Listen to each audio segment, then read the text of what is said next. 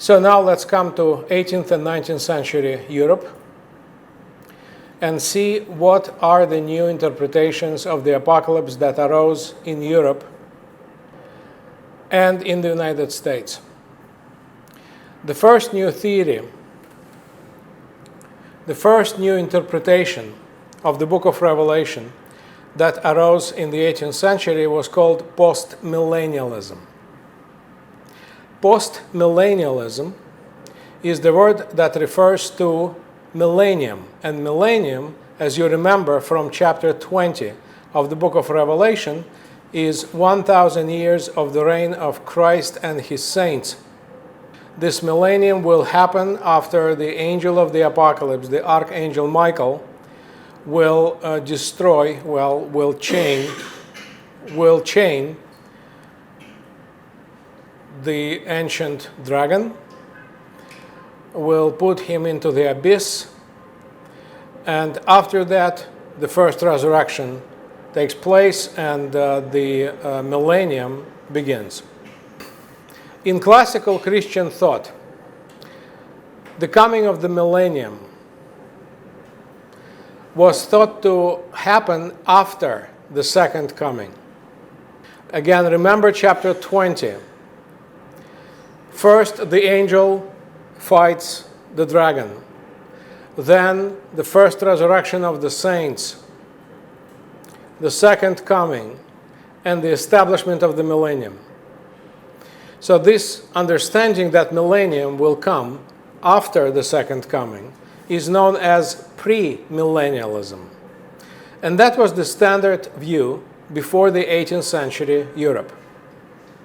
In the 18th century Europe, a guy whose name was Daniel Whitby proposed a different understanding of chapter 20. He thought that the millennium will begin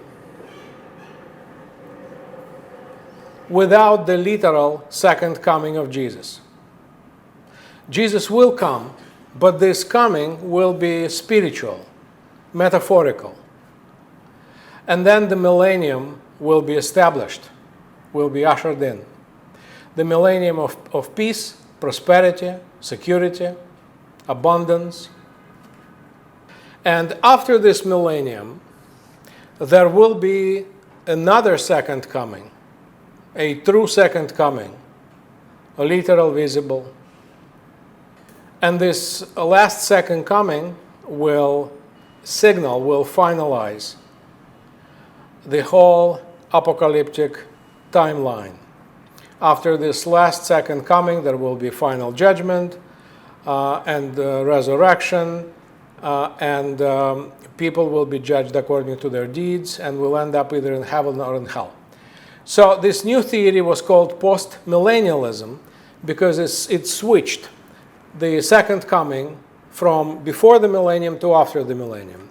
Some theologians called it a new departure in eschatology.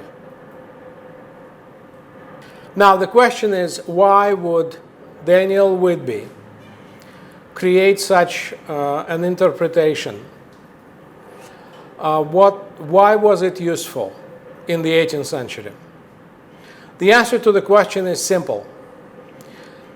18th century Christian theologians had to reconcile their apocalyptic beliefs with the Enlightenment ideology. And the Enlightenment ideology, as we already know, had an anti-religious, anti-Christian flavor. It was based solely on human reason, and it proposed a rational reorganization of society. It was very powerful as an ideology.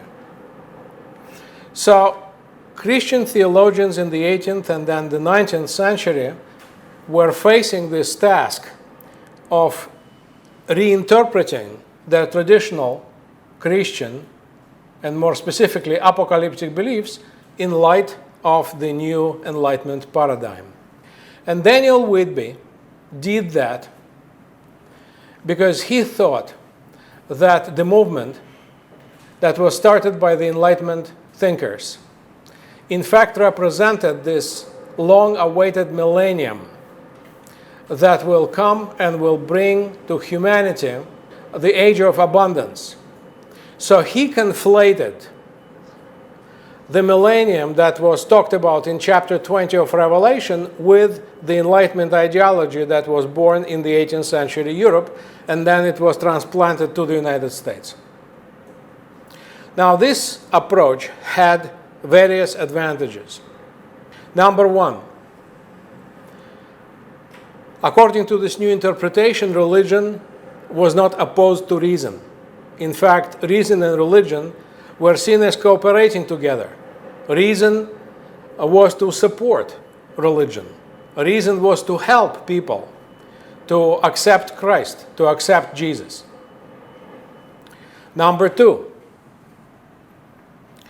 Daniel Whitby argued that God is not an evil creature, and he will not judge people.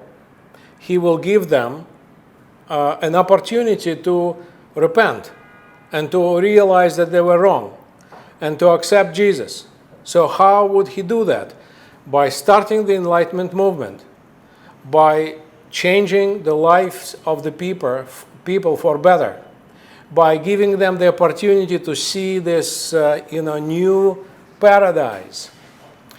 And if after 1,000 years, after this certainty, you still will not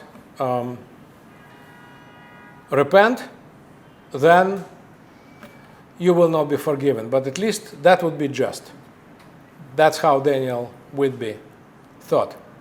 Number three, the third advantage of the new theory was that it could accommodate the messianic spirit of the United States. The United States was the first state that was based on the Enlightenment ideology. And Americans always thought that America has a special mission. Some American theologians even went so far as to say that there are some prophecies in the book of Revelation that specifically point to the United States and to the special mission of this country. So the postmillennialism was able to accommodate those messianic feelings and expectations by saying that America is the first Enlightenment type political state. America is the first fully fledged democracy. America will be the country that will spread democracy all over the world, that will spread technology and science all over the world, and that will be the millennium that was promised long time ago in the book of Revelation. So postmillennialism was a great theory. Unfortunately, nowadays, no one remembers about it. No one knows about it. But there was only one theological disadvantage of postmillennialism: the belief in the second coming.